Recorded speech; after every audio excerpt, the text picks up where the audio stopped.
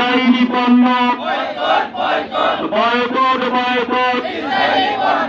Boycott boycott Israeli পণ্য boycott boycott.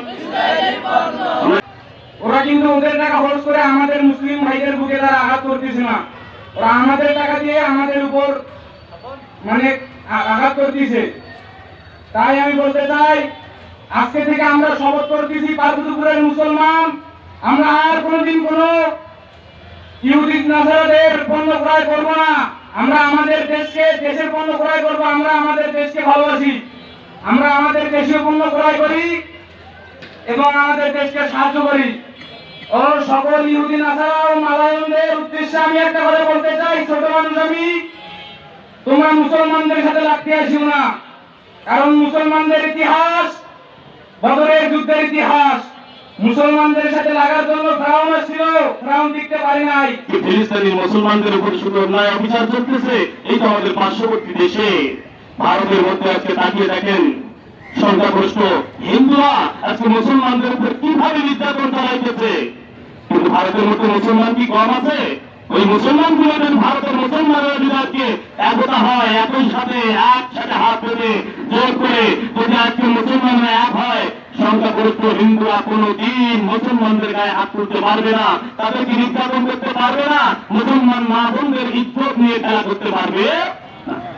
আজকে যারা যে রাষ্ট্রের মধ্যে আছে, যারা যে প্রদেশের মধ্যে আছে, অন্য মুসলমানরা করতেছে, তারা কি করে তাদের উপর নির্যাতন করতেছে। চলো আমরা আমাদের প্রদেশের মধ্যে আমরা ভালো আছি, আমরা একটু ভালোভাবে চলি, এরকম তোমরাও মনে করতেছো ভাই। কিন্তু মনে করো না, এক জমির মধ্যে যদি বীজ দেওয়া হয়, এক কোনার মধ্যে যদি হাঁস খেয়ে যদি ওই হাঁস বিষ খেয়ে মারা যায়, আর এক কোনার মধ্যেও কিন্তু বীজ দেওয়া আছে, ওই কোনাও যদি খাও, ওই কোনাও কিন্তু তোমার, ওই কোনারও হাঁস কিন্তু মারা যাবে।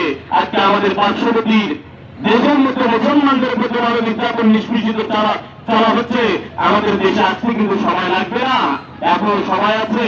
আমরা মুসলমানেরা এক হই, আমাদের ডাক এক হোক, আমাদের সময় এক হোক, আমাদের কষ্ট এক হোক, আমরা সবাই একতা হয়ে যাই। আর আমরা সবাই যদি একতা হয়ে যাই, তাহলে ইহুদি নাসারা আমাদের ইমানদারের কাছে এসে তারা কোনদিন ক্ষমতা দেখাইতে পারবে।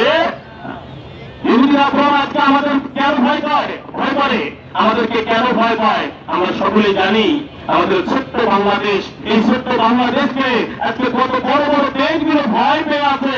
কেন?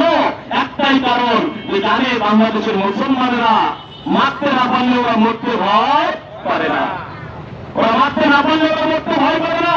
ওদের জোর আছে, ওদের শক্তি আছে, ওদের ক্ষমতা আছে, সে ক্ষমতাটা হচ্ছে ইমানের ক্ষমতা। কিসের ক্ষমতা? ইমানের ক্ষমতা। এই জন্যই এর মধ্যে ভয় পায় না। আমরা ইসরায়েলি পণ্যগুলো আমরা নিজেরা বয়কট করবো। এবং কিছুক্ষণ আগেই কথা বললো যে এই কোম্পানির যদি কোনো আমরা গাড়িও দেখতে পাই, তাদেরকেও আমরা রিকোয়েস্ট করবো, কেন যে গাড়িগুলো নিয়ে আসছে সেটাও কিন্তু ইহুদি নাসারা নয়, আমাদের বাংলাদেশের মুসলমানেরাই তারাই সেল করতেছে।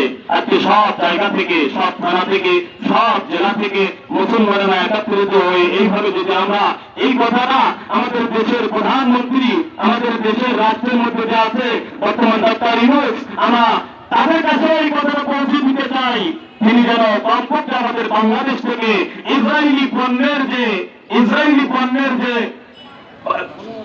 এই ইসরায়েলি পণ্যের যে অনুমোদনটা আছে, এই অনুমোদনকে যেন নিষেধ করে দেওয়া হয়, বন্ধ করে দেওয়া হয়। আল্লাহ পাক রব্বুল আলামিন আমাদের সকলকে ইসরায়েলের বিরুদ্ধে ইফতার জানানোর তৌফিক দান করুক, আমাদের ঈমানগুলোকে বৃদ্ধি করে দেব, মুসলমানের পক্ষে আমাদের সকলকে একই সাথে ডাক তোলার তৌফিক দান করুক। ওয়া মা তৌফিক ইল্লা বিল্লাহ। আসসালামু আলাইকুম ওয়া রাহমাতুল্লাহি ওয়া বারাকাতুহু।